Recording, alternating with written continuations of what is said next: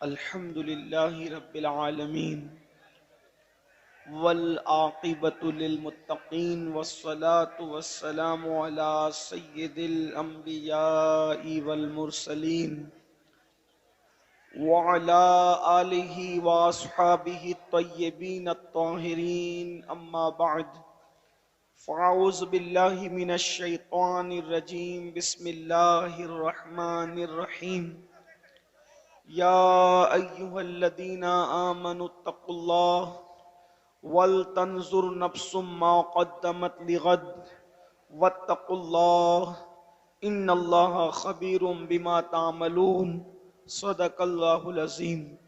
غوث اعظم بمنے بے سرو ساما مددے قبلہ دین مددے کعبہ ایمان مددے انتظار کرم تست من عینی را اے خدا جو و خدا بین و خدا دا مددے بگردہ بے بلا افتادہ کشتی ضعیفانو شکستہ رات و پشتی بحق کے خواجہ عثمان ہارون مدد کن یا معین الدین چشتی مدد کن یا معین الدین چشتی مدد کن یا معین الدین چشتی ہے کیا ہونا ہے راہ پرخار ہے کیا ہونا ہے پاؤں افگار ہے کیا ہونا ہے تیرے بیمار کو میرے عیسیٰ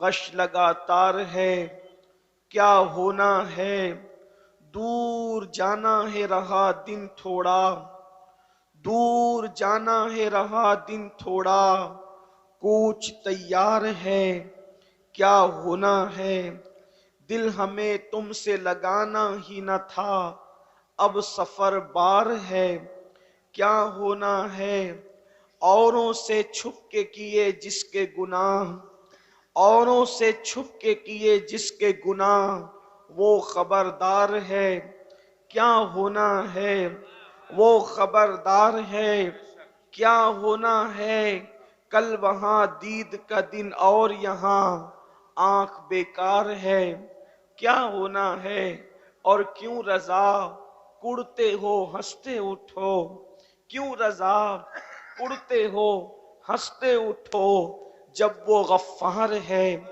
کیا ہونا ہے جب وہ غفار ہے کیا ہونا ہے آج کی یہ محفل مدنی کانفرنس کے حوالے سے اصلاح عقائد و اعمال کے حوالے سے منعقد ہے مجھ سے پیشتر آپ نے مجھ سے بہت بڑے اہل علم اہل دانش اہل فکر و نظر سے ان کے خطابات کو سماعت کیا ہے اور تھوڑی دیر کے لیے فقیر قادری بھی حاضر ہے قرآن مقدس کی جس آیہ کریمہ کی تلاوت کی گئی ہے اللہ تبارک و تعالی اس کے متعلق مجھے حق کہنے اور آپ سب کو حق سن کر اس پر عمل کرنے اور اسے عام کرنے کی توفیق عطا فرمائے۔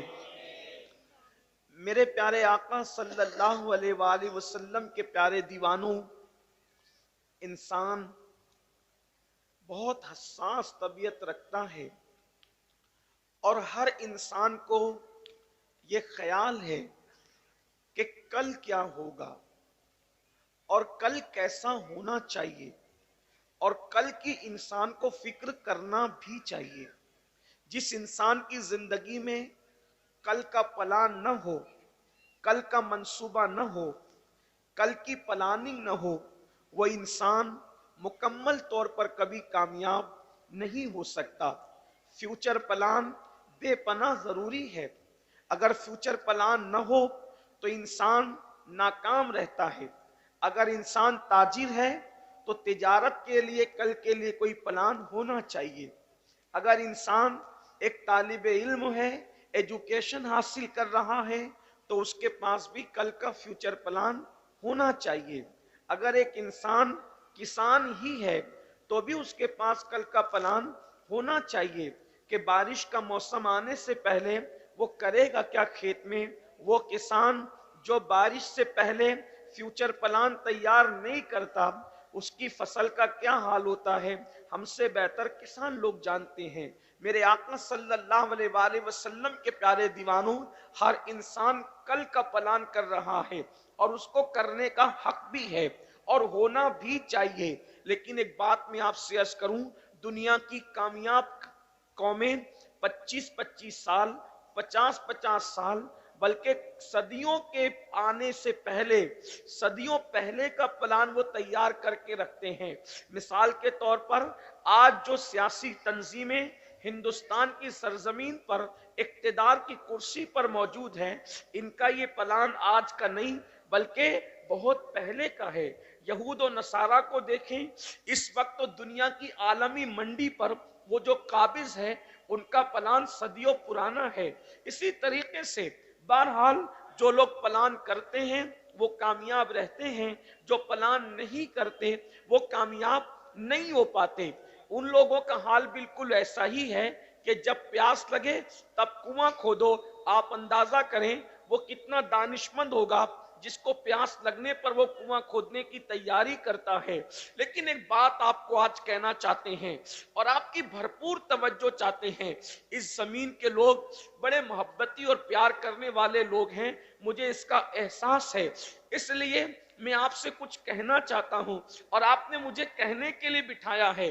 तो आप अगर बात समझने और सुनने के लिए आए हैं तो आपकी भरपूर तवज्जो का तालिब हूं।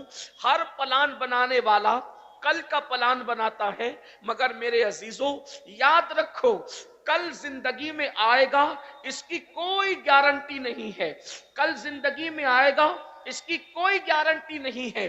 अल्लाह अकबर, आज इंसान आज की बात कर रहा हूं, अल्लाह अकबर, इस जलसे में हम बैठे हैं और यहाँ सलातो सलाम जरूर होगा, लेकिन सलातो सलाम में कौन जिंदा रहेगा और कौन नहीं रहेगा इसकी कोई गारंटी नहीं है। महफिल के इख्तिताम तक कौन मौजूद रहेगा और कौन मौजूद नहीं रहेगा इसकी कोई गारंटी नहीं है। लोग कहते हैं मौलाना आप कल की बात क्यों करते हैं, पल की खबर नहीं।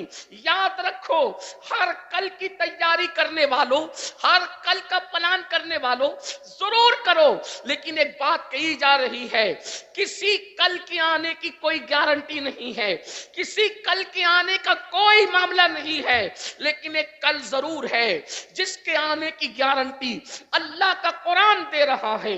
वो कल कौन सा कल है? वो ऐसा कल है जिसका आना यकीनी है। वो कल सब पर आएगा और उस कल को मैदान महशर कहते हैं, उस कल को यौम क़यामत कहते हैं, उस कल को यौम हिसाब कहते हैं। और अल्लाह उस कल के लिए फरमाता है वल तंजुर नफ्सुम मा क़द्दमत लिगद। ऐ ईमान वालों, अल्लाह से डरो और उस कल के लिए, अपनी जान के लिए तुमने क्या रवाना किया, उस कल के लिए, अपनी जान के लिए तुमने क्या भेजा। इस सिलसिले में गौर करो, इस सिलसिले में फिक्र करो। आपसे पूछना चाहता हूं, वो कल, अल्लाह उस कल की तैयारी के लिए फरमा रहा है कि उस दिन के लिए तुमने क्या रवाना किया, उस दिन के लिए तुमने क्या भेजा।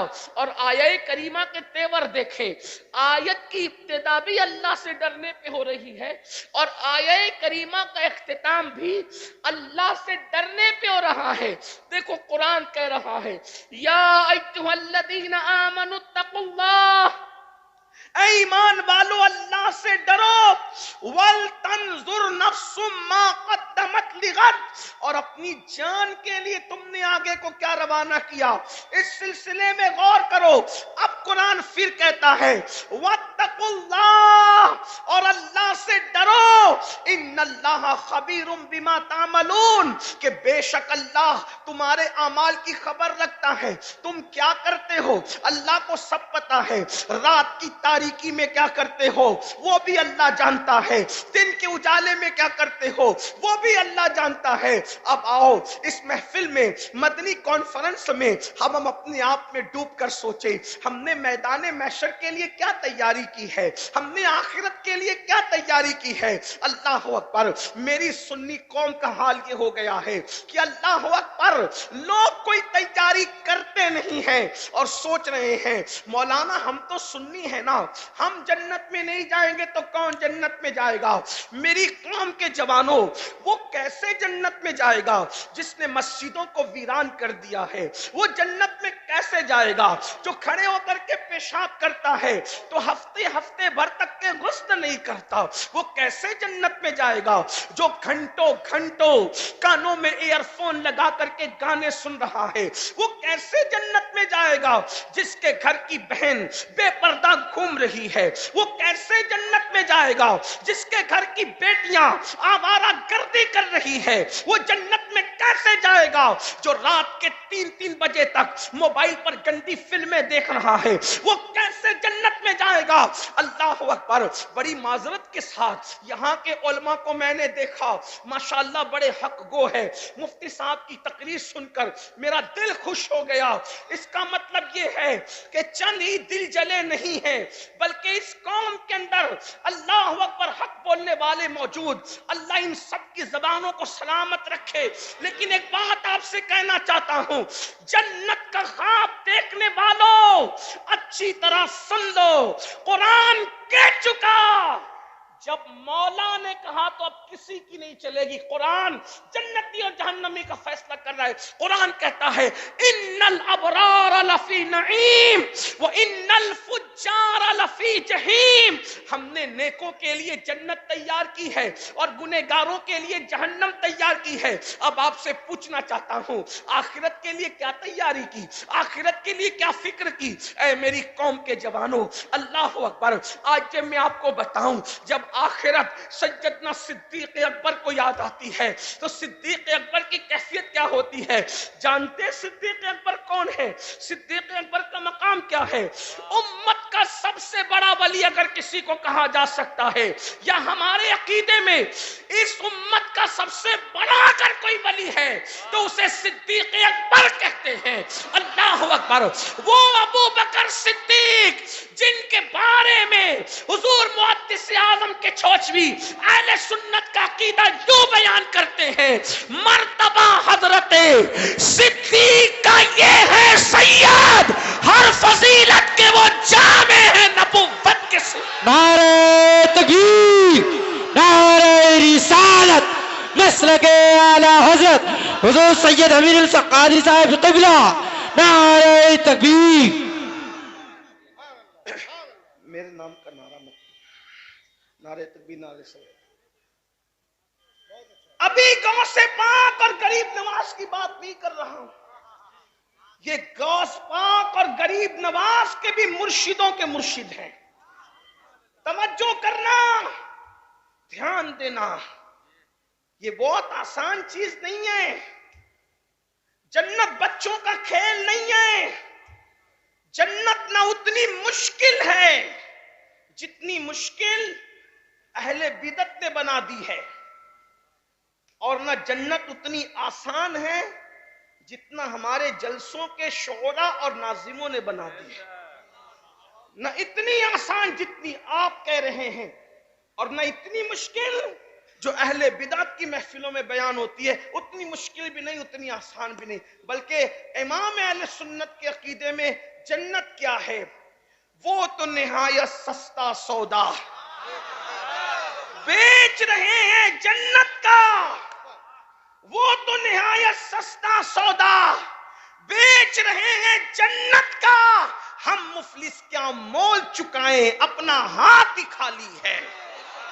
ہم مفلس کیا مول چکائیں، اپنا ہاتھ ہی خالی ہے۔ اور ایک میں کیا، میرے اس یہاں کی حقیقت کتنی، مجھ سے 100 لاکھ کو کافی ہے اشارہ تیرا۔ صدیق اکبر کا ذکر ہو رہا ہے. کون؟ ابو بکر صدیق. اللہ اکبر. جو آزاد مردوں میں، بڑی عمر والوں میں سب سے پہلے کلمہ پڑھ کے مسلمان ہوئے. کون؟ ابو بکر صدیق. جنہوں نے سب سے پہلے باہر والوں میں اپنا مال رسول اللہ کی بارگاہ میں لا کر کے پیش کیا. کون؟ ابو بکر صدیق. اللہ اکبر. ہر جگہ رسول اللہ کے ساتھ ساتھ رہے. کون؟ ابو بکر صدیق. جن کو رسول اللہ نے اپنی ظاہری حیات میں اپنے مسلح امامت پر کھڑا کیا. کون؟ ابو بکر صدیق. جو غار میں بھی حضور کے ساتھ ہیں اور مزار میں بھی حضور کے ساتھ ہیں. لیکن سنو تو صحیح. اللہ اکبر. اے میری قوم کے جوانوں، آخرت سے بے پرواہ ہونے والوں، آخرت سے بے فکر ہونے والوں، اور یہ کہنے والوں مولانا قیامت میں جو ہوگا دیکھا جائے گا، قیامت میں جو ہوگا دیکھا جائے گا. سن لو، سیدنا ابو بکر صدیق کہتے ہیں کاش میں کسی مومن کے سینے کا ایک بال ہوتا. صدیق اکبر کہہ رہے ہیں، فرماتے کاش میں کسی مومن کے سینے کا ایک بال ہوتا تاکہ قیامت کے دن اللہ کی بارگاہ میں حساب دینے سے بچ جاتا. صدیق اکبر کہہ رہے کاش میں کسی مومن کے سینے کا ایک بال ہوتا تاکہ قیامت کے دن اللہ کی بارگاہ میں حساب دینے سے بچ جاتا. اور فاروق اعظم کہتے ہیں کاش میری ماں نے مجھے پیدا نہ کیا ہوتا بشکل انسان، میں کوئی پرندہ ہوتا، لوگ مجھے ذبح کر کے کھا جاتے اور ذبح کر کے کھا کر کے بھول جاتے، ہضم کر جاتے، تاکہ قیامت کے دن عمر کو اللہ کی بارگاہ میں حساب دینا نہیں پڑتا. عمر اپنے اعمال کا جواب کیسے دے سکتا ہے؟ آپ سے پوچھنا چاہتا ہوں اے میرے آقا صلی اللہ علیہ وآلہ وسلم کے دیوانوں، صدیق اکبر اور فاروق اعظم کی کیفیت یہ ہے، اور ہمارا کیا حال ہے؟ کیا کبھی ہم نے بھی آخرت کی فکر کی؟ اللہ اللہ. جن کی پوری زندگیاں نیکیوں میں گزری، جن کی پوری زندگیاں عبادتوں میں گزری، جن کی پوری زندگیاں خدا کو راضی کرنے میں گزری، بلکہ جن کے لیے قرآن کہے رضی اللہ عنہم ورضوا عنہ، اللہ ان سے راضی، وہ اللہ سے راضی، ان کو آخرت کی فکر اتنی ہے، اور ہمیں آخرت کی کیا فکر ہے؟ اللہ اکبر. نہیں نہیں، اللہ اللہ. آئیے آپ کو بتاؤں، میدان محشر کے بارے میں لوگ بڑی بڑی باتیں کرتے ہیں. ارے مولانا وہاں تو کچھ نہیں ہوگا، جو ہوگا دیکھ لیں گے، حضور شفاعت کریں گے. بالکل میرا عقیدہ حضور شفاعت کریں گے. میرا عقیدہ یہ بھی ہے شفاعتی لأہل الکبائر من امتی. میرا عقیدہ تو یہاں تک ہے. کیا ہی ذوق افزا شفاعت ہے تمہاری، واہ واہ.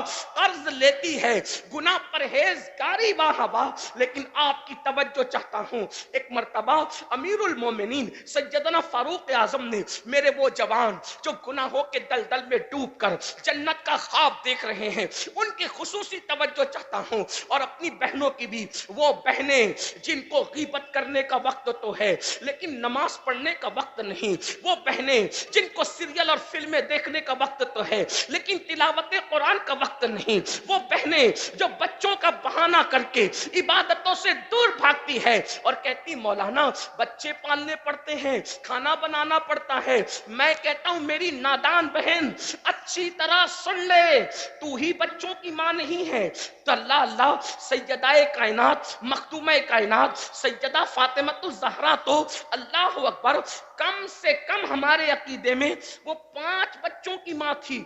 19 سے 20 سال کی عمر میں جو 5 بچوں کی ماں بن گئی تھی. اور آج آپ کے گھر میں تو آٹا پیسا ہوا آتا ہے، آپ کے گھر تک پانی پہنچتا ہے، آپ کے گھر میں تو واشنگ مشین بھی ہے، لیکن سیدہ کا حال یہ ہے کہ اپنے ہاتھوں سے چکی پیستی ہے، اپنے ہاتھوں سے چکی چلاتی ہے. میں حیران ہوں، جس کا بابا پوری کائنات میں سب سے مالدار ہو، جس کا بابا پوری کائنات میں سب سے زیادہ دولت مند ہو، جس کا بابا پوری کائنات کا مالک ہو، جس کا بابا جنت کا مالک ہو، جس کا بابا زمینوں اور آسمانوں کا مالک ہو، اس کی شہزادی اپنے ہاتھوں سے چکی چلاتی ہے.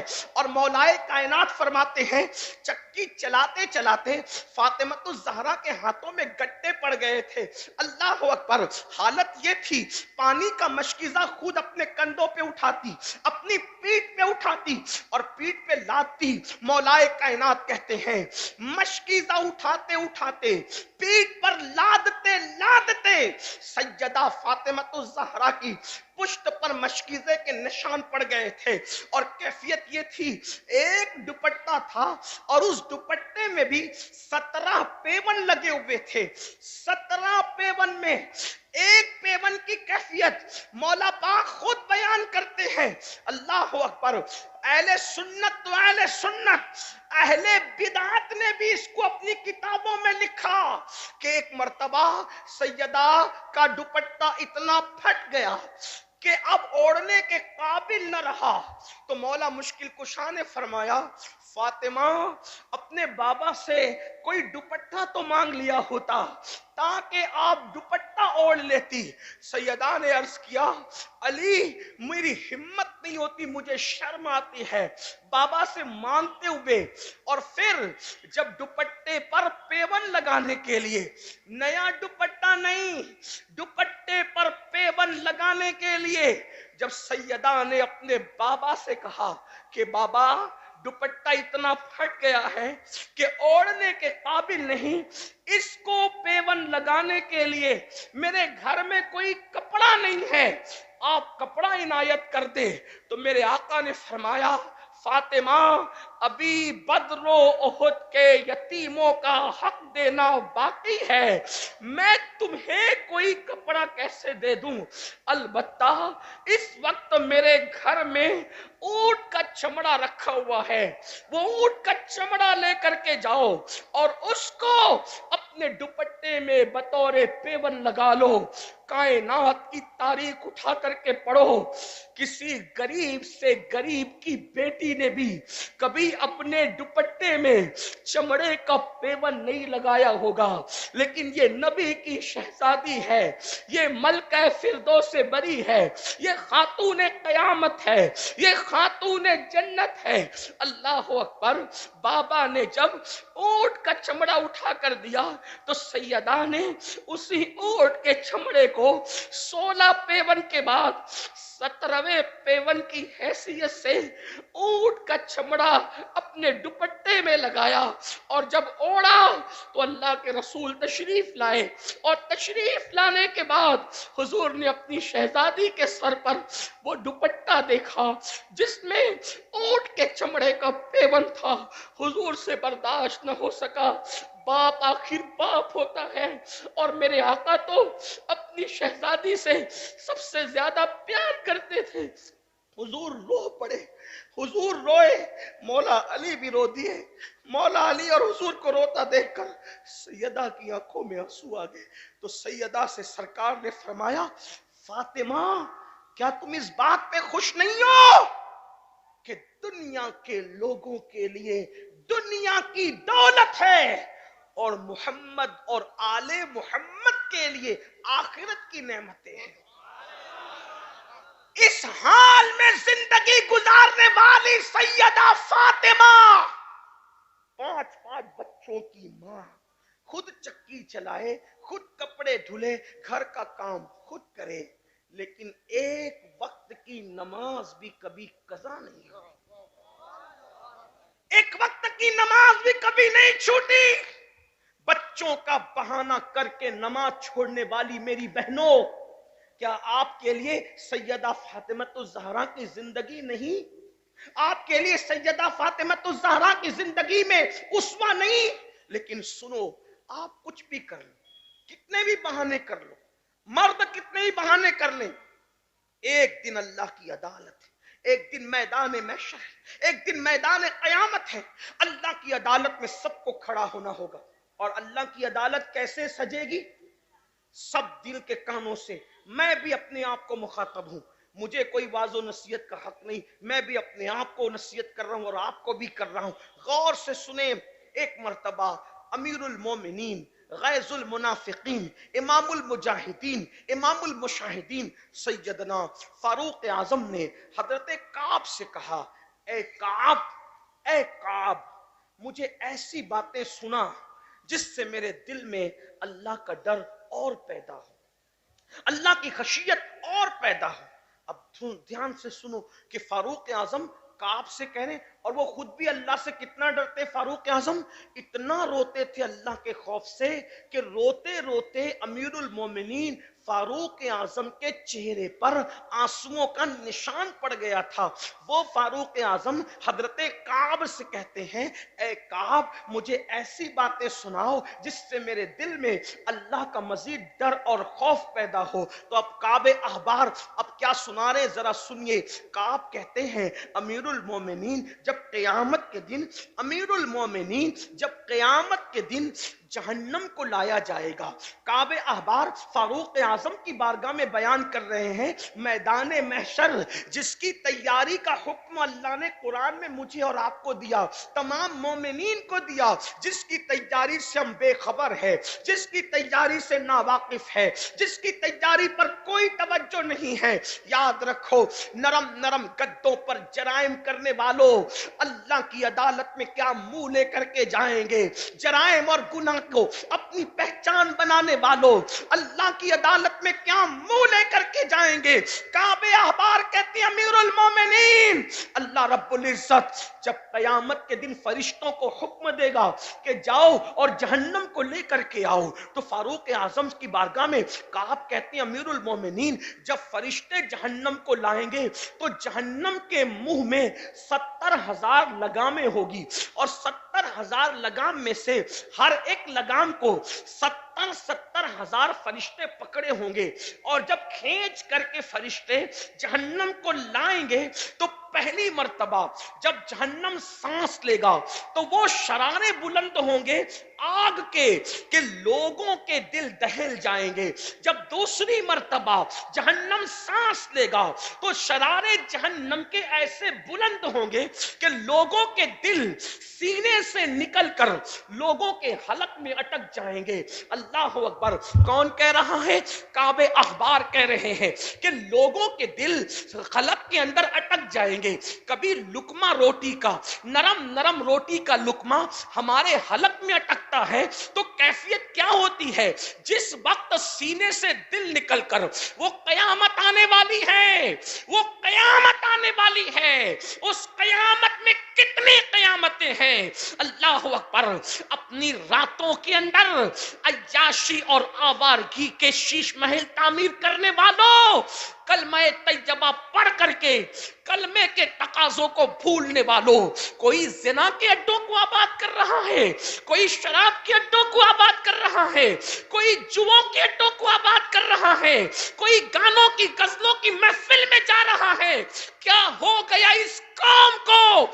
ये कौम दूसरों को सुधारने के लिए आई थी, ये कौम दूसरों को जीने का सलीका देने के लिए आई थी। सुन लो, अपनी जवानी पर गुरूर करके मेरे अल्लाह के गजब को चैलेंज देने वालों, अपनी दौलत के नशे में घमंड करके, गुनाह करके खुदा के अजाब को चैलेंज करने वालों, हमारे अंदर इतनी ताकत नहीं है मेरे भाई कि अल्लाह का अजाब बर्दाश्त कर सके। नहीं कर सकता कोई अल्लाह का अजाब बर्दाश्त। किसी में ताकत नहीं है, किसी में कुव्वत नहीं है। अल्लाह के अजाब का अंदाजा कर लो। मेरे आका तो यहां तक फरमाते हैं कि जहन्नम के अंदर अगर पहाड़ डाल दिए जाएं तो पहाड़ भी पिघल पिघल जाए। जहन्नम में अगर पहाड़ डाल दिए जाएं तो पहाड़ भी पिघल पिघल जाएं। जिस जहन्नम में पहाड़ पिघलेंगे उस जहन्नम में हमारी हड्डियों का क्या बनेगा? जिस जहन्नम में पहाड़ पिघलेंगे उस जहन्नम में हमारे इस गोश्त के लोथड़े का क्या बनेगा? क्या हमारा जिस्म पहाड़ से ज्यादा मजबूत है? क्या हमारे जिस्म में पहाड़ से ज्यादा ताकत है? क्या हमारे जिस्म में पहाड़ से ज्यादा कुव्वत है? मेरे भाई, अपने ये खूबसूरत चेहरे क्यों जहन्नम का ईंधन बना रहे हो? अपने इन खूबसूरत चेहरों को क्यों जहन्नम में दाखिल कर रहे हो? अपने इन खूबसूरत चेहरों को क्यों जहन्नम का मुस्तहिक बना रहे हो? अल्लाह अकबर। حضرت کعب کہتے ہیں کہ جب جہنم دوسری مرتبہ سانس لے گا اور اس کی سانس سے جب جہنم کے شرارے اٹھیں گے تو لوگوں کے دل ان کے حلق میں اٹک جائیں گے. اللہ اکبر. اور پھر کعب احبار کہتے ہیں امیر المومنین جب تیسری مرتبہ جہنم سانس لے گا تو اس کے شرارے جب اٹھیں گے اور اس کے شرارے اوپر کی طرف اٹھیں گے تو کعب کہتے ہیں امیر المومنین اس وقت عوام تو عوام، انبیاء کی شان یہ ہوگی. کعب احبار کہتے ہیں نبیوں کی شان یہ ہوگی کہ ابراہیم خلیل اللہ جیسا نبی، ابراہیم خلیل جیسا نبی اپنے گھٹنوں کو زمین پہ رکھ کر اللہ سے عرض کریں گے مولا آج میں کسی کے لیے کچھ نہیں مانگتا، آج تو صرف میں اپنی جان کے لیے امان طلب کرتا ہوں. یہ خلیل اللہ کی شان ہوگی. اس کو ابن حجر لکھ رہے ہیں اپنی کتاب میں. یہ ابراہیم خلیل کی شان ہوگی کہ ابراہیم خلیل اللہ اپنے گھٹنوں کو زمین پہ رکھ کے اللہ سے عرض کریں گے مولا آج ابراہیم تیری پناہ مانگتا ہے، اپنے جان کے لیے امان طلب کرتا ہے. میرے بھائی سوچو جب ابو الانبیاء ابراہیم خلیل کی یہ شان ہوگی تو میرے اور آپ جیسے لوگوں کا وہاں کیا ٹھکانہ، ہم جیسے لوگوں کی کیا حیثیت. اس دن کے لیے ہم نے کیا تیاری کی؟ کوئی تیاری نہیں کی. گناہ گناہ اور گناہ کے سوا کچھ نہیں. کعب احبار اسی پہ بس نہیں کرتے بلکہ کعب کہتے ہیں امیر المومنین اسی پہ بس نہیں بلکہ جہاں ابراہیم خلیل کی یہ شان ہوگی علیہ السلام کہ وہ اپنے گھٹنوں کو زمین پہ رکھ کے اللہ سے عرض کریں گے مولا میں اپنے لیے امان چاہتا ہوں، تو وہیں پر موسیٰ کلیم اللہ کی شان یہ ہوگی کہ موسیٰ علیہ السلام اپنے گھٹنے زمین پہ رکھ کر کہیں گے اے اللہ تو نے مجھ سے کلام کیا، شرف ہم کلامی مجھے عطا کیا، میرے اللہ آج موسیٰ کچھ نہیں مانگتا تجھ سے، بس موسیٰ اپنے لیے امان مانگتا ہے، اپنے لیے امان طلب کرتا ہے. مولا تو نے موسیٰ کو شرف ہم کلامی بخشا، موسیٰ تو آج اپنے لیے امان مانگتا ہے. کون موسیٰ؟ جن کے بارے میں قرآن کہتا ہے من جانب طور الایمن وقربناہ نجیا، موسیٰ طور کے دائیں طرف آؤ تاکہ تم سے سرگوشی کی جا سکے، تاکہ تم سے پیار کی باتیں کی جائے، تاکہ تم سے محبت کی باتیں کی جائے.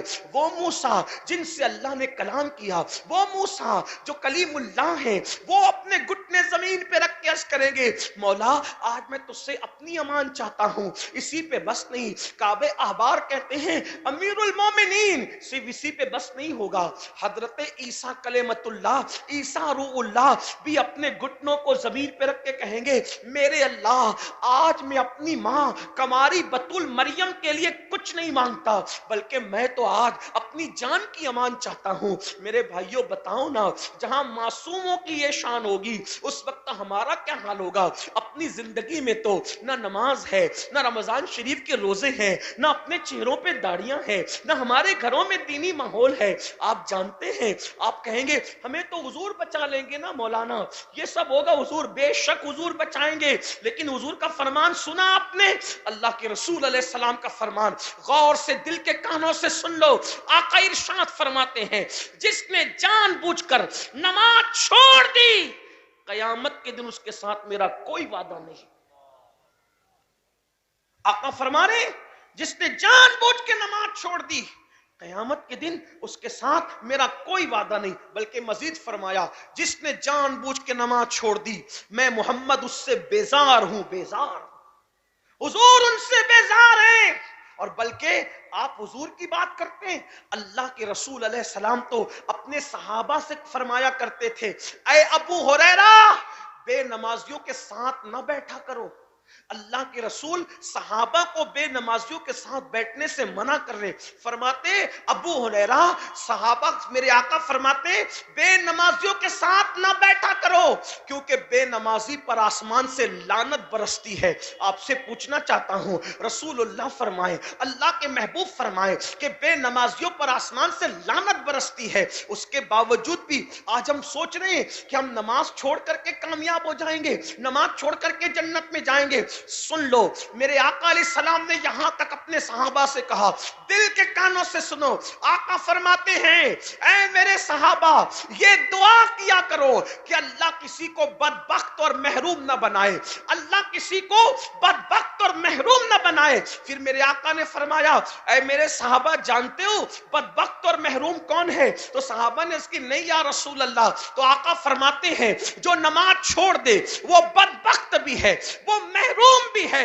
اللہ اکبر. میرے اور تمہارے سچے نبی نے فرمایا قیامت کے دن سب سے پہلا حساب نماز کا ہوگا. اگر نماز کے معاملات میں تم کلیئر رہے تو تمہارے آگے کے سارے معاملات آسان ہوں گے, اور اگر نماز کے معاملے میں تم پھنس گئے تو تم قیامت کے دن پھنس جاؤ گے. یاد رکھنا ہر امتحان میں انسان کو دوسری اور تیسری مرتبہ کامیاب ہونے کا چانس دیا جاتا ہے, لیکن اللہ کا امتحان ایسا ہے, اللہ کا امتحان ایسا ہے جو دوبارہ اور سہبارہ نہیں ہوگا. وہ امتحان ایک ہی بار ہوگا. اس دنیا میں پہلی اور آخری مرتبہ آئے ہو, نہ اس سے پہلے اس دنیا میں ہم آئے تھے, نہ اس کے بعد اس دنیا میں آنا نصیب ہوگا. میرے بھائیوں اپنے وقت کو کیوں برباد کرتے ہو؟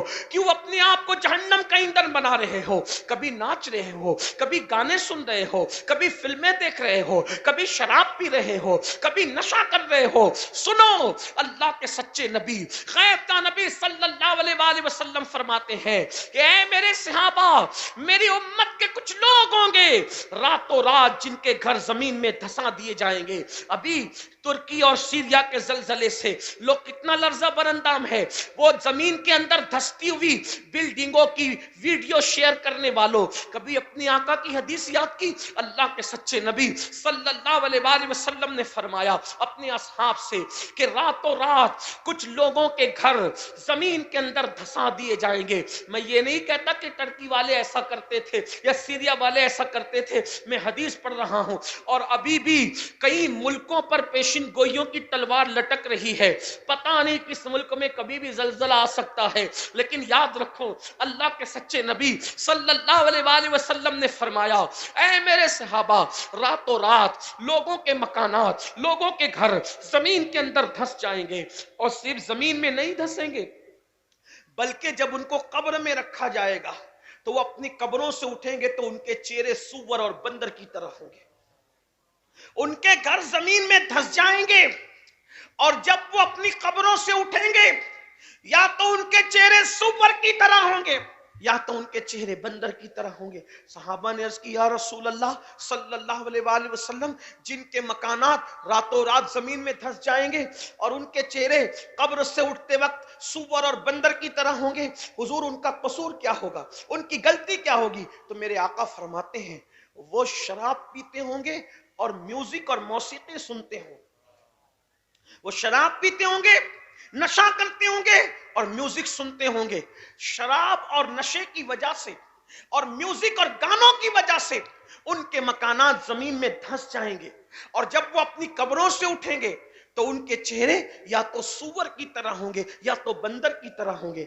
آپ سے پوچھتا ہوں جس نبی کے کہنے پہ اللہ کو ایک مانا, جس نبی کے کہنے پہ قرآن کو اللہ کی کتاب مانا, اس نبی کے کہنے پہ یہ کیوں نہیں مانتے؟ اس نبی کے کہنے پر یہ کیوں نہیں بچتے گناہ سے, کیوں نہیں ڈرتے اللہ سے؟ شادی کے موقع پہ اللہ کو بھول جاتے ہو, شادی کے موقع پہ رسول اللہ کو بھول جاتے ہو. کہتے غلامی رسول میں موت بھی قبول ہے.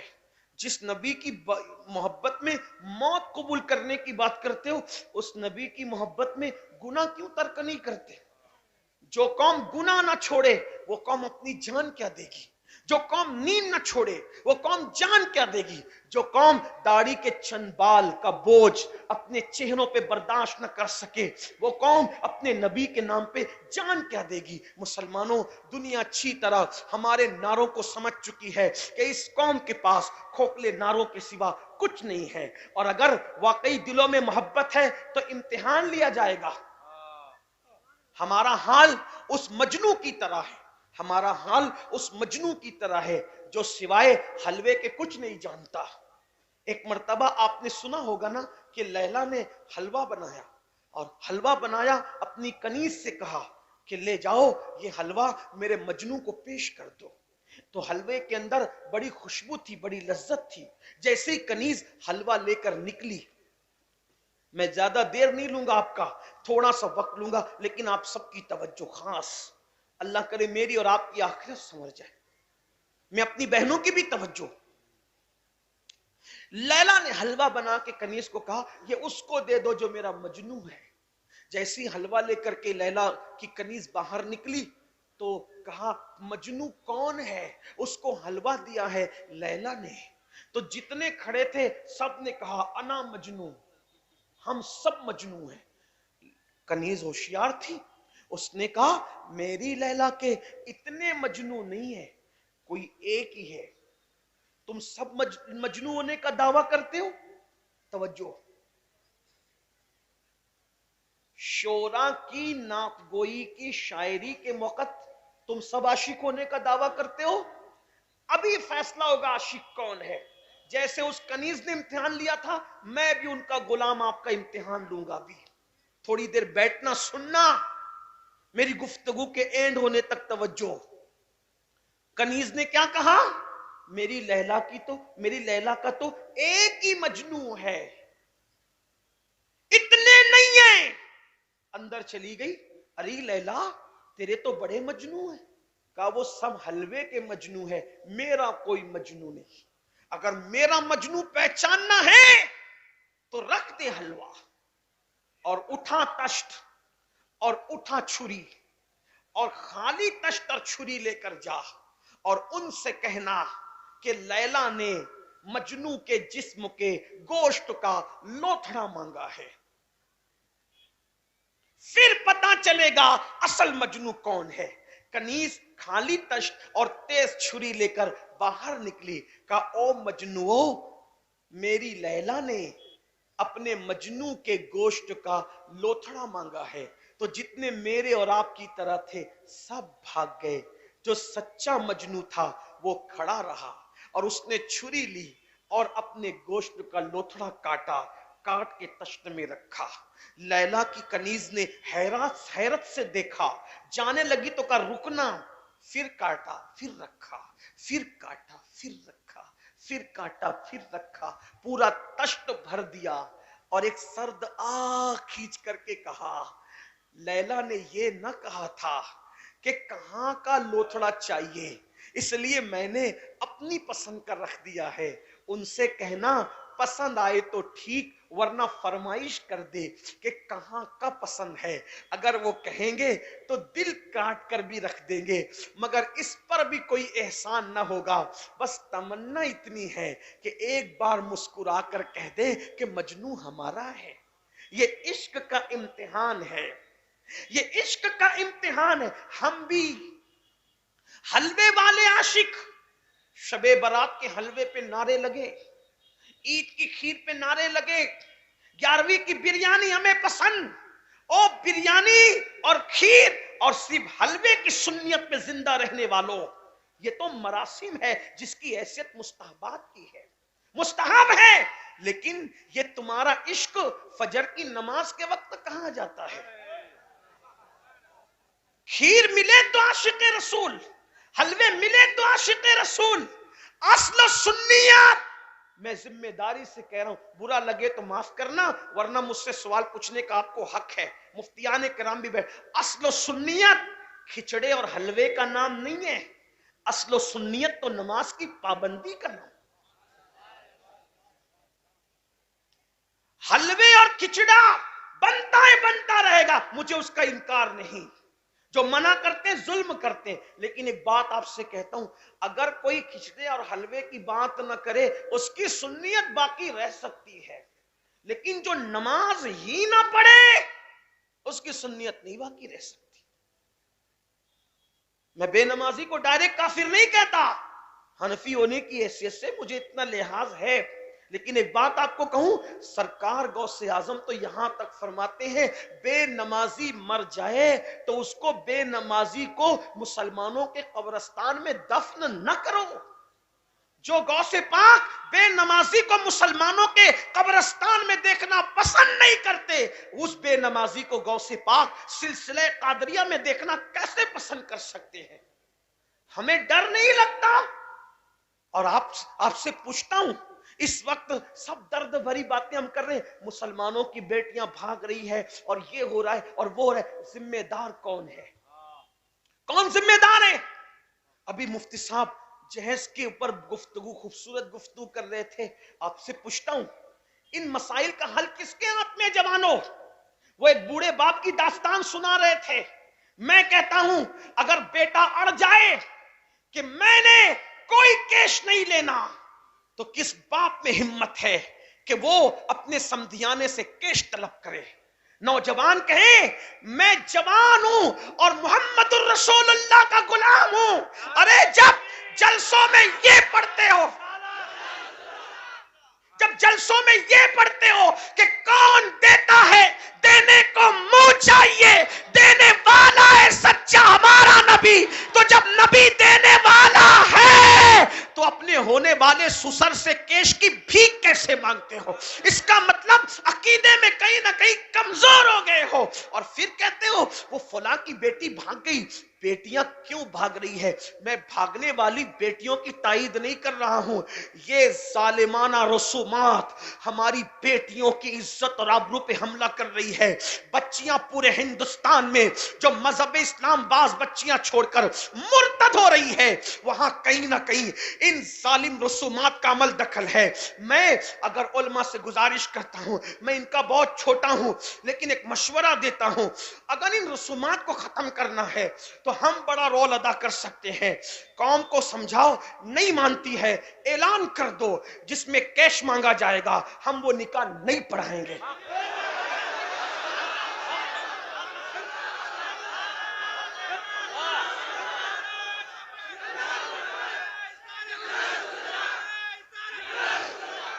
اگر ہم نکاح پڑھانا بند کر دے، انہیں اپنی اوقات پتہ چل جائے گی کہ کتنے یہ عزت دار ہیں. لیکن بڑی معذرت کے ساتھ کہیں نہ کہیں ہم ہی میں کچھ لوگ ہیں جو ضمیر فروشی کرتے ہیں.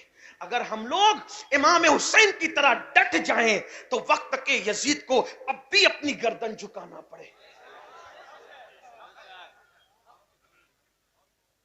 یزید ایک شخصیت کا نام نہیں ہے، یزید ایک نظریے کا نام ہے. یزید ایک اور حسین بھی ایک شخصیت کا نام نہیں ہے، حسینیت بھی مکمل نظریے کا نام ہے. اور دونوں نظریے کیا ہیں؟ خود کے نفس پر شریعت کا سودا کرنے کو یزیدیت کہتے ہیں اور جان لٹا کر کے دین بچانے والے کو حسینیت کہتے ہیں. آؤ آؤ اے بنگال کے سنی جوانوں، آج میں تمہارے عشق مصطفیٰ کا امتحان لینا چاہتا ہوں جیسے اس کنیز نے لیا تھا. آپ آج کی اس محفل میں یہ سوچو، یہ غور کرو کہ میں کیش لے رہا ہوں، میں جہیز مانگ رہا ہوں تو میری قوم کی بیٹیاں 35 سال کی عمر میں پہنچ رہی ہے، ان کی شادی نہیں ہو رہی ہے، ان کا بیاہ نہیں ہو رہا ہے، وہ کب تک انتظار کرے گی؟ تو جو بچیاں شریف ہیں تو وہ تو گھٹ گھٹ کے جی رہی ہے، کبھی کبھی وہ خودکشی بھی کر رہی ہے کیونکہ ان کو باپ کا دکھ دیکھا نہیں جاتا، ان کو ماں کا دکھ دیکھا نہیں جاتا. ہماری بعض بچیاں ٹرین کی پٹریوں پہ کٹ رہی ہے، ہماری بعض بچیاں چپکے سے زہر کھا کر کے مر رہی ہے، ہماری بعض بچیاں اللہ اکبر کنویں میں چھلانگ لگا کر کے مر رہی ہے. اب سنیو، کہاں گیا تمہارا عشق رسول جب کوئی بیٹی رشتہ نہ آنے کی بنیاد پر چپکے سے زہر کھا کے مرتی ہوگی تو اس وقت رسول اللہ کے دل پر کیا گزرتی ہوگی؟ ہم کسی مردہ نبی کو نہیں مانتے، ہم تو اس نبی کو مانتے ہیں. تو زندہ ہے واللہ، تو زندہ ہے واللہ، میرے چشم عالم سے چھپ جانے والے. سوچا، کبھی غور کیا جب کوئی بیٹی ٹرین کی پٹریوں پہ کٹتی ہوگی تو اس وقت رسول اللہ کے دل پہ کیا گزرتی ہوگی؟ جب کوئی بیٹی کسی دریا میں چھلانگ لگا کر مر جاتی ہوگی باپ کی آبرو کو بچانے کے لیے، اس وقت رسول اللہ کے دل پہ کیا گزرتی ہوگی؟ اور اس سے بڑی بات، بیٹیوں کی خودکشی پر رسول اللہ کو جو تکلیف ہوتی ہے اس سے زیادہ تکلیف جب وہ کسی کافر کا ہاتھ پکڑ کر اپنے مذہب کو چھوڑ کر کے چلی جاتی ہوگی، تو اس وقت تمہارے اور میرے نبی کے دل پر کیا گزرتی ہوگی.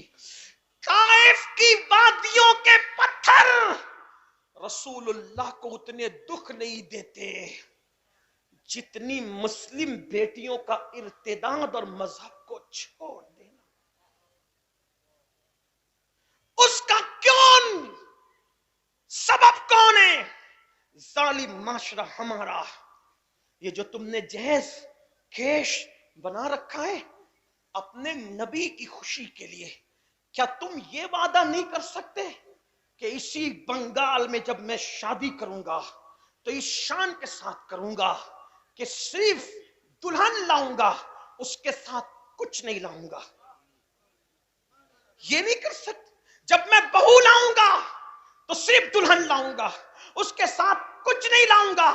اور یاد رکھنا، اگر تم نے کیش لیا، کیش، وہ کیش اور جہیز تو چند دنوں میں ختم ہو جائے گا، لیکن کسی غریب کی فکر دور کر دو گے اور اس کے دل سے دعا نکل جائے گی تو وہ دعا قیامت تک اللہ تمہاری نسلوں کو عطا فرمائے گا.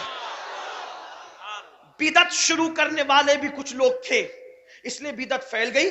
بدعت کو ختم کرنے والے بھی کچھ لوگ کھڑے ہوں. میں نے جب اپنے مالیگاؤں میں یہ اعلان کیا تھا، ہمارے یہاں کیش تو نہیں مانگتے لیکن جہیز کا معاملہ ضرور ہے، تو جب میں نے اعلان کیا تھا تو پورے مجمع نے ہاتھ اٹھایا تھا. اور اس کے بعد سے اب تک جتنی شادیوں میں میری شرکت ہوئی ہے، اب ہمارے یہاں ایسی شادی ہونے لگی ہے جس میں میں نے شرکت کی ہے کہ اس میں کوئی جہیز لیا نہیں جاتا. اگر دلہن والے کہتے ہیں ہم دیں گے تو کہاں دیں گے، تم جانو ہم نہیں لیں گے، ہم نہیں لیں گے.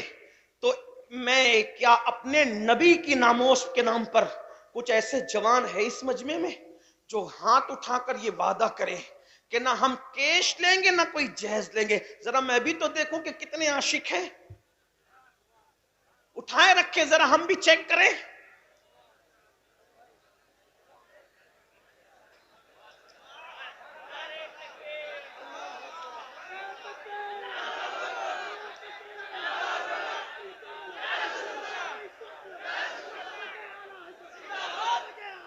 اے میری قوم کے جوانوں، میں کوئی بات دعوے سے نہیں کہتا، لیکن یہ قادری فقیر آج تم سے عرض کرتا ہے، واللہ اگر تم نے مسلم بیٹیوں کی آبرو بچانے کے لیے اس وعدے کو وفا کیا تو یاد رکھنا خدا اس کی برکتیں تمہاری نسلوں تک عطا فرمائے گا. جن کی شادیاں ہونے والی وہ تو وعدہ کر چکے، لیکن جو اپنے بیٹوں کی شادیاں کرنے والے ہیں، کیا وہ ہاتھ اٹھا کے وعدہ کر سکتے ہیں کہ جب میں اپنے بیٹے کی شادی کروں گا تو انشاءاللہ میں کچھ نہیں لوں گا اور یہ کہوں گا کہ کون دیتا ہے دینے کو منہ چاہیے، دینے والا ہے سچا ہمارا نہ. کون لوگ ہیں؟ بولو کتنے لوگ ہیں جو اپنے بیٹوں کی شادیوں پہ کچھ نہیں لیں گے؟ اٹھائیں ذرا ہاتھ، اٹھائیں ذرا دیکھیں. فرشتوں کو گواہ بنائیں، مصطفیٰ جان رحمت کو گواہ بنائیں، انبیاء کرام کو گواہ بنائیں، اللہ رب العزت کو گواہ بنائیں. ماشاءاللہ عورتوں سے تو نہیں کہا گیا لیکن عورتیں بھی ہاتھ اٹھا رہی ہیں. سبحان اللہ. اللہ ہی نے سیدہ فاطمہ کا صدقہ عطا فرمائے، سیدہ زینب کا صدقہ عطا فرمائے. یاد رکھنا غربت انسان کو وہاں تک پہنچاتی ہے جہاں تک کوئی چیز نہیں لے جاتی. میرے نبی نے فرمایا کہ غربت کبھی کبھی انسان کو کفر تک لے جاتی ہے. میں بہت دور چلا گیا، آئیے ایک بات میں عرض کر کے اپنی گفتگو سمیٹ لوں. دیکھو یاد رکھنا میرے بھائیوں کہ کبھی کبھی غربت ایسے قدم اٹھانے پہ مجبور کر دیتی ہے کہ اللہ اکبر جس کا اندازہ نہیں کر سکتے. ایک بات عرض کروں، بات مکمل کروں، توجہ کریں آپ. ایک مرتبہ ایسا ہوا، دھیان سے سننا، ایک مرتبہ ایسا ہوا، ایک لڑکی تھی، اس کی کئی بہنیں تھی اور اس کا باپ ہمیشہ بیمار رہتا تھا، بیماری میں مبتلا رہتا تھا باپ ہمیشہ. محلے والے اس کی مدد نہیں کرتے تھے، محلے والے اس کی مدد نہیں کرتے. باپ کو دوا کا انتظام نہیں تھا. لڑکی حساس تھی، سوچا میری 5 بہنیں، باپ مریض ہے ہمیشہ کا، ماں مریض ہے ہمیشہ کی، دوا کا انتظام نہیں، کوئی انتظام نہیں، کیا ہوگا، کیسے ہوگا. ایک مرتبہ اس لڑکی نے سوچا، کیا سوچا کہ آج میں پیسہ کماؤں گی، یہ بڑے دردناک لمحات ہوتے ہیں. لڑکی نے سوچا آج میں پیسہ کماؤں گی، لیکن پیسہ کیسا کماؤں گی؟ اس کو کوئی ہنر تو آتا نہیں تھا، وہ کوئی ہنر جانتی تو نہیں تھی. اس لڑکی نے فیصلہ کیا کہ میں اپنا جسم بیچنا شروع کروں گی. جب ایک دوسرے کا انسان سپورٹ نہیں کرتا تو پھر انسان اس منزل پہ پہنچتا ہے.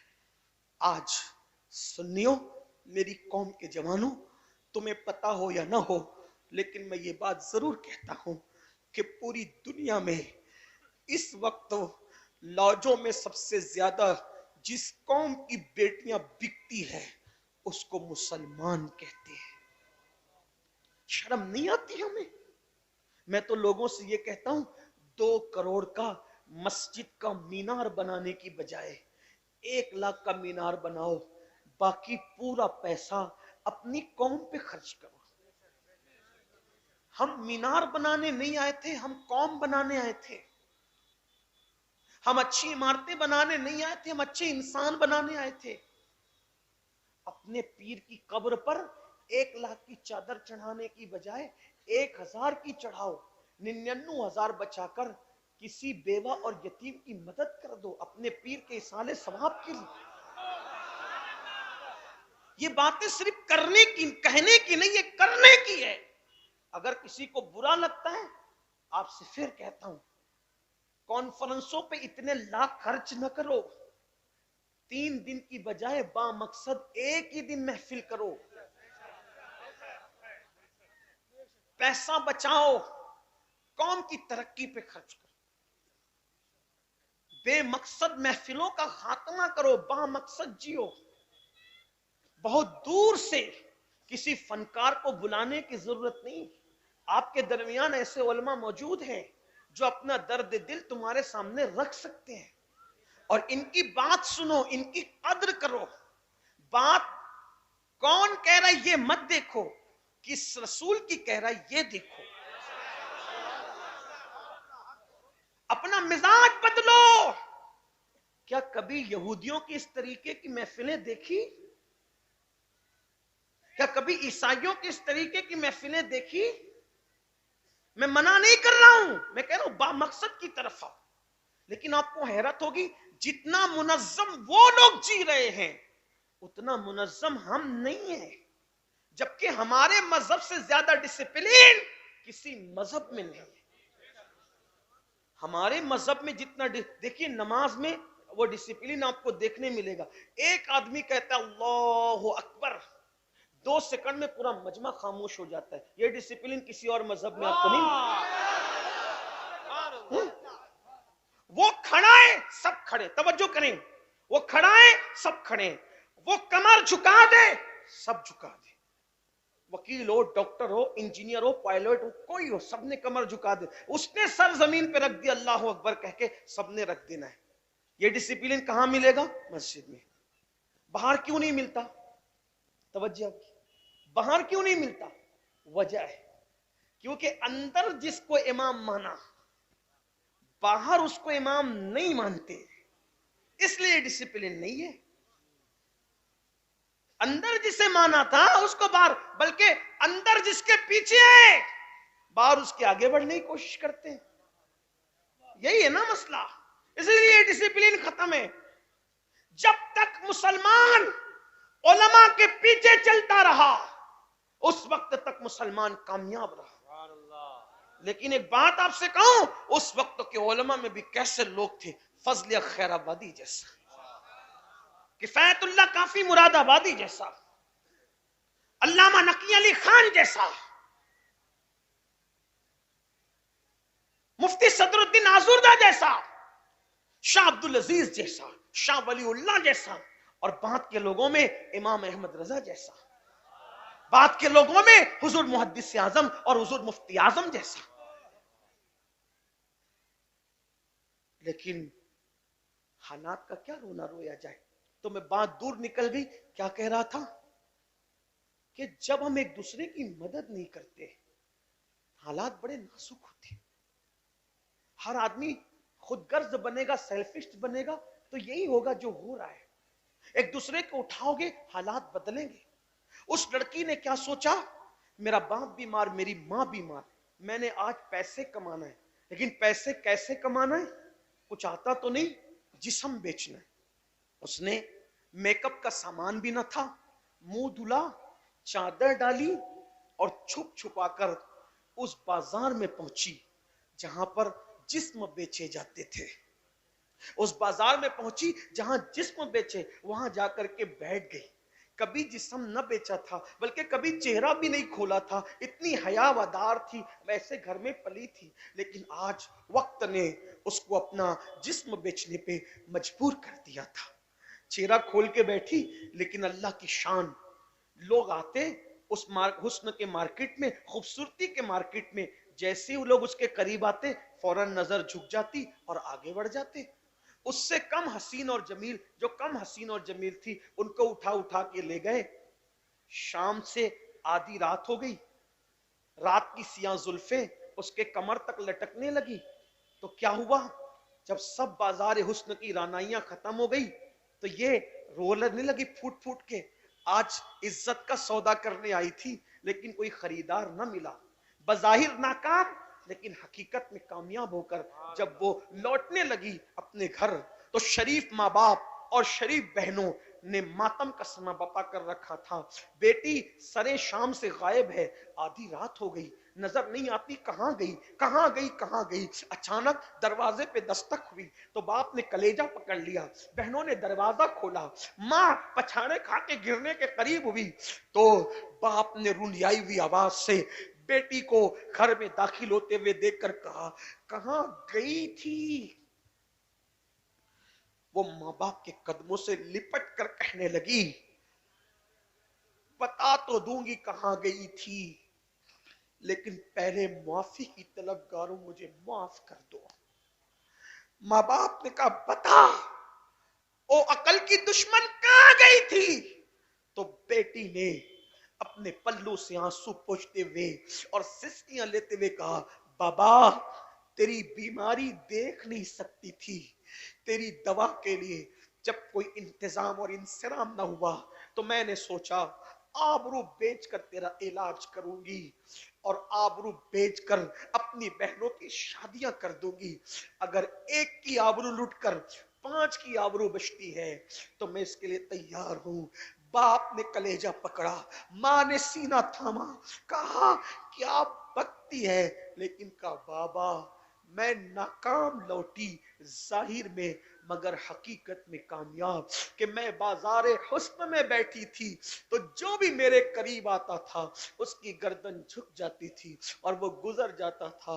बिल आखिर मुझे कोई न ले गया, इसीलिए तो आधी रात को आई, अगर कोई ले जाता तो रात को क्यों आती, सुबह को आती। बाबा बाप ने अपनी बेटी को सीने से लगा के कहा, मेरी बेटी वल्लाह उस बाजारे हुस्न में आधी रात तो क्या, अगर जिंदगी भर भी तू बैठी रहती तो इंशाअल्लाह तुझे कोई न ले जाता।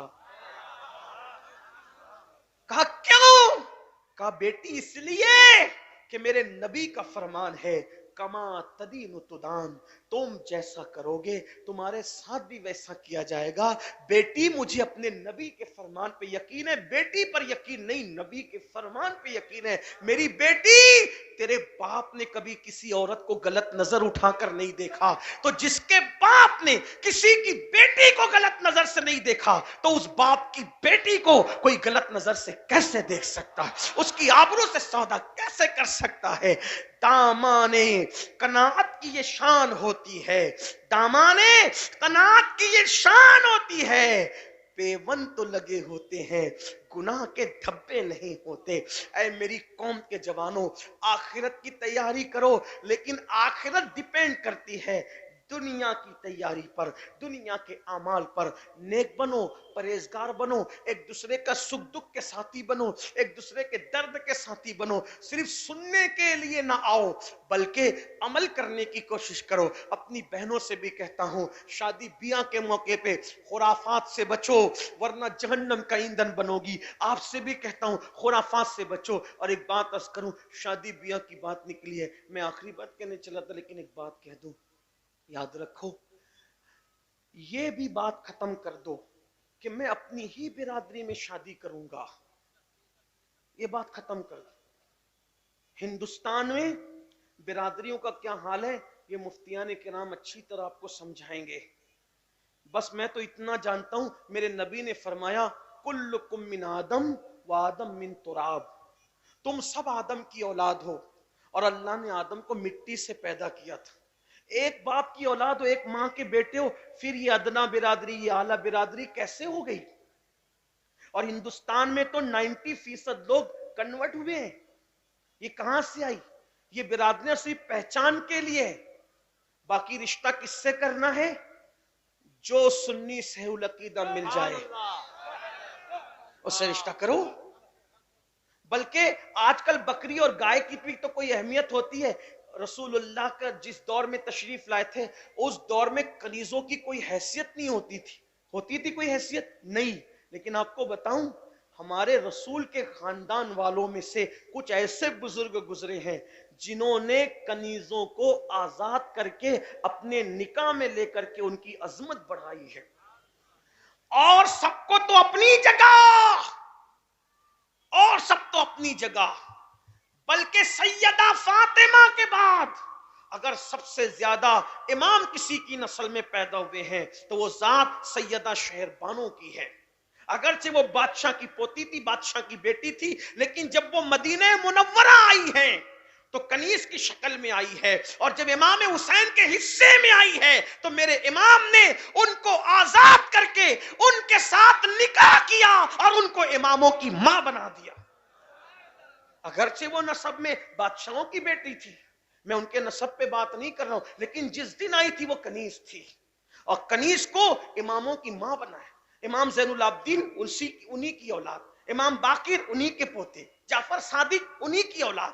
آپ غور فرمائیں، اس لیے عاشقان رسول دیکھو، دینداری دیکھو، اور دین دیکھ کر کے نکاح کرو، مسلک و مذہب دیکھ کے نکاح کرو۔ قوم کی بیٹیوں سے کہتا ہوں، اگر پڑھ لکھ لو تو یہ مت سوچو میرے معیار کا مسلمانوں میں ملے گا تو مسلمانوں میں کروں گی، اور اگر میرے معیار کا نہ ملا تو معاذ اللہ کہیں اور دائیں بائیں ہو جاؤں گی۔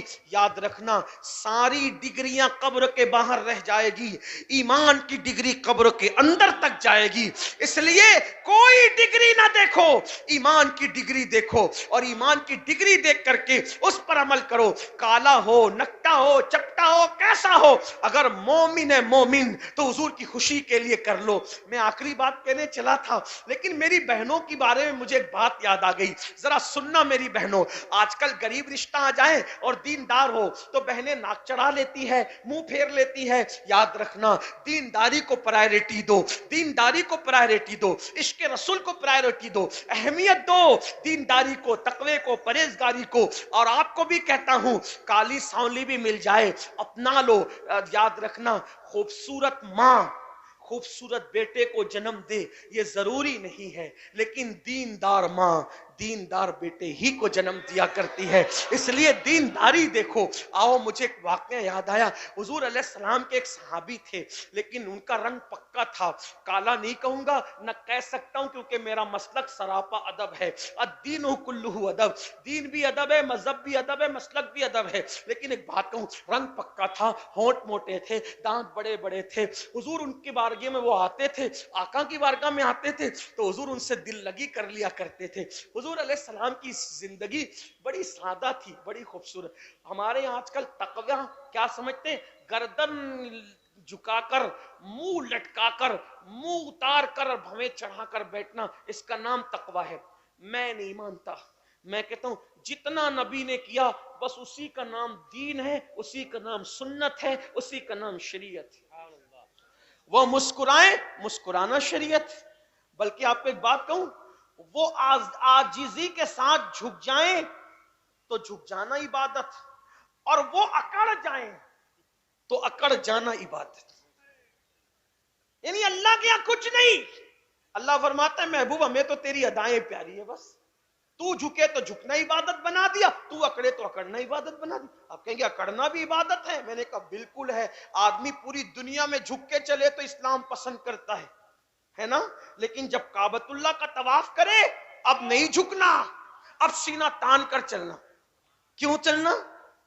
وہ کہا حضور جب گئے تھے تو کافروں پہ دھاپ بٹھانا تھا. میں نے کہا اب کون سے کافر ہے جن پہ دھاپ بٹھانا ہے؟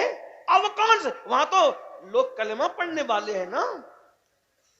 میں اس وقت کلمے کی بات کر رہا ہوں بھائیو. ہاں ورنہ وہ سام الحرمین جس کو مسلمان کہتی ہے میں اسی کو مسلمان مانتا ہوں. آپ میری بات کا مفہوم مخالف مراد مت لینا بھائیو. ہاں بڑے نازک حالات ہیں آج کل. کچھ لوگ تقریریں سننے آتے کچھ سونگنے آتے. اپنا مسلک وہی ہے میرے بھائی. دشمن احمد پہ شدت کیجئے, ملحدوں کی کیا مروت کی. ایک بات یاد رکھنا, غیظ میں جل جائیں بے دینوں کے دل, یا رسول اللہ کی کثرت کیجئے. شرک ٹھہرے جس میں تعظیم حبیب, اس برے مذہب پہ لعنت کیجئے. اب بظاہر کون کافر ہے وہاں؟ آپ کیوں اکڑ کے چل رہے؟ کہا اب اگرچہ وہاں کافروں کو دکھانا نہیں ہے, کھلا کافر وہاں کوئی نہیں ہے, لیکن چونکہ وہاں حضور اکڑ کر چلے تو ان کی ادا پر ادا کرنا اسی کو عبادت کہتے ہیں. ہے نا یہی بات؟ تو بہرحال بات دور نکلی. کیا کہہ رہا تھا کہ حضور علیہ السلام ان سے دل لگی مسکراتے تھے, ہنستے تھے, اور ان سے دل لگی کر ایک دن وہ آئے. حضور نے کہا تو شادی نہیں کرتا؟ اللہ کے رسول نے فرمایا ان سے تو شادی نہیں کرتا؟ وہ انہوں نے ہنس دیا. پھر حضور نے کہا کیوں شادی نہیں کرتا؟ شادی کر. ان کے دل پہ بات لگ گئی. دل لگی تھی لیکن دل کو لگ گئی. رو پڑے, حضور میرا رنگ پکا, میرے ہونٹ موٹے, میرے دانت بڑے, مدینے والے خوبصورت لوگ ہیں, کون اپنی بیٹی مجھے دے گا؟ میرا خود کا گھر نہیں, کاروبار کچھ نہیں, پیسے نہیں, مال نہیں, یہاں کے لوگ حسین ہیں, خوبصورت ہیں, کون اپنی بیٹی دے گا؟ جانتے رو پڑے. سرے بالی انہیں رحمت کی ادا لائی ہے, حال بگڑا ہے تو بیمار کی بنائی ہے. اور استاد زمن کہتے ہیں بگڑ کر میری حالت نے میری بگڑی بنا دی ہے. جب کسی کا حال بگڑتا ہے تو اس کی بگڑی بن جاتی ہے. وہ رو پڑے. حضور نے فرمایا جاؤ فلاں فلاں صحابی کے گھر جاؤ اور ان سے کہنا, کیا کہنا؟ کہ وہ اپنی بیٹی کا رشتہ تمہارے ساتھ کر دیں. یہ پکے رنگ کے, موٹے ہونٹ کے, بڑے دانت کے, اور وہ لڑکی تھی بڑی خوبصورت, وہ بھی صحابیہ تھی, وہ خاتون بڑی خوبصورت تھی. جب گھر پہنچے دستک دی, دروازہ کھلا, کون؟ فلاں. کیوں آئے ہو؟ آقا نے بھیجا ہے. کیوں بھیجا؟ سلام پیش کیا ہے. ہاں لیکن بات تو بتاؤ کیوں آئے ہو؟ انہوں نے کہا کہ آپ کی بیٹی کے لیے حضور نے میرا رشتہ بھیجا, آپ اپنی بیٹی کا رشتہ میرے ساتھ طے کر دیں. انہوں نے سر سے لے کے پیر تک انہیں دیکھا. بیٹی کا مستقبل نظر میں گھومنے لگا. ایک پکے رنگ کا, بڑی عمر کا جوان, میری بیٹی خوبصورت, حسن جمال کی ملکہ. تو کہا رکو بیوی سے مشورہ کر لوں. بیوی کی طرف جھکے, بیوی سے کہا فلاں آئے ہیں, حضور نے بھیجا ہے رشتہ لے کر, رنگ پکا ہے, ہونٹ موٹے, دانت بڑے, خود کا مکان نہیں ہے.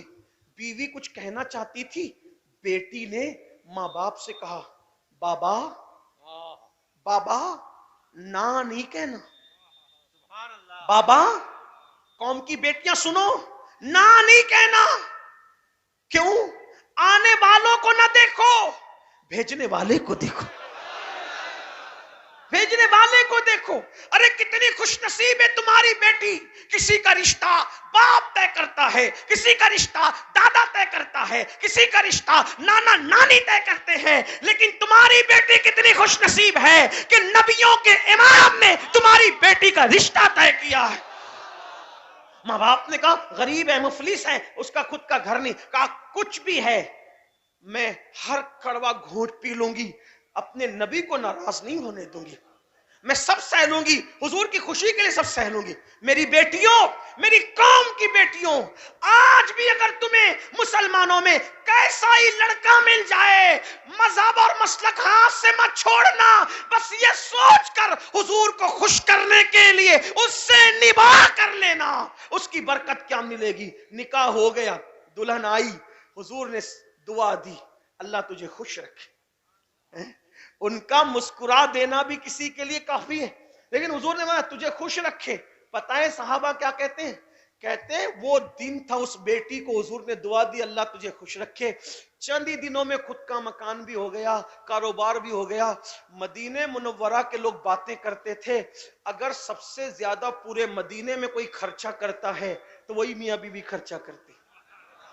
حضور کو خوش کرنے کے لیے ایک غریب کے ساتھ نباہ کیا تو اللہ نے ان کو غریب بھی نہیں رہنے دیا، حضور کی دعا سے مالا مال کر دیا۔ میری قوم کی بیٹیوں، اپنا معیار کیا ہے؟ کوئی ڈگری اپنا معیار نہیں ہے، کوئی برادری اپنا معیار نہیں ہے، اپنا معیار کیا ہے؟ انہیں جانا، انہیں مانا، نہ رکھا غیر سے کام۔ للہ الحمد میں دنیا سے مسلمان گیا، خاک ہو کر عشق میں آرام سے سونا ملا، جان کی اکسیر ہے الفت رسول اللہ کی، اس لیے اپنا معیار حضور کی غلامی ہے، حضور کا عشق ہے۔ آؤ ہم سب عہد کریں، جیئیں گے تو اللہ کے دین پر، مریں گے تو اللہ کے دین پر، آخرت کی تیاری کریں گے، آخرت کی تیاری کی طرف توجہ کریں گے۔ اللہ پاک سب سے پہلے مجھ گنہگار کو اور آپ سب کو عمل کی توفیق عطا فرمائے۔ گفتگو کے درمیان اگر کوئی غلطی لغزش ہو گئی ہو اللہ تعالیٰ معاف فرمائے۔ استغفر اللہ ربی من کل ذنب واتوب الیہ وما علینا الا البلاغ۔ ابھی محفل ختم نہیں ہوئی میرے عزیز، ابھی ہم نہیں اٹھے، آپ کیسے اٹھ رہے ہیں؟ دیکھو یہی تو محبت کے تقاضے ہوتے ہیں، ہے نا؟ ہاں حاجتوں کے بھی تقاضے ہوتے ہیں لیکن محبت کے بھی تقاضے ہوتے ہیں۔ ابھی ہم بیٹھے ہیں، آپ کی اٹھتے ہیں۔ آگے کا پروگرام جو ہے ابھی آپ سماعت کریں۔ السلام علیکم ورحمۃ اللہ وبرکاتہ۔